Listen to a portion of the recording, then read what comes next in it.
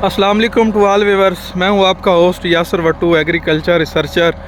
Welcome to Yasir agro chemical. आज एक नई वीडियो के साथ हाज़िर हूं। आज की वीडियो का टॉपिक है कार्न मकई की काश्त के हवाले से। तो इस टाइम मैं मौजूद हूं अपने मॉडल फार्म सरदार ज़रई मॉडल फार्म पे।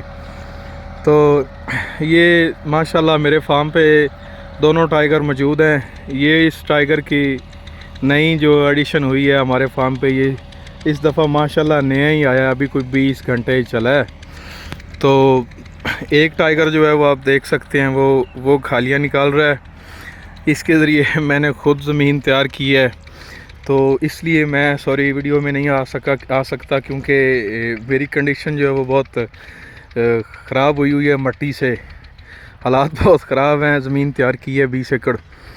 तो वो सॉरी वीडियो का जो टॉपिक है उस हवाले से ये है कि इस टाइम मैं दो वैरायटी काश्त कर रहा हूँ। एक डिकालब की 8148 है और एक P4040 है। 10 एकड़ पे 8148 और 10 एकड़ पे P4040, ये दोनों वैरायटियाँ काश्त कर रहा हूँ। और जो बात वीडियो में मैं बताना चाह रहा था वो ये है कि मैं अपनी ज़मीन की तैयारी के दौरान जो है वो DAP नहीं डाल रहा। जब मेरी मकई 3-4 इंच की हो जाएगी तब मैं उसे जो DAP है, फास्फोरस का जो बेस है, वो मैं उसे फास्फोरस का जो सोर्स है वो मैं उसे फ्लड करूँगा।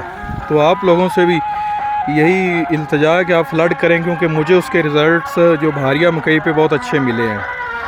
तो बाकी इंशाल्लाह लम्हा बलम्हा मैं आपको आगाह करता रहूँगा। तो मिलते हैं अगली वीडियो में। जज़ाकल्लाहु खैरा। अल्लाह हाफिज़।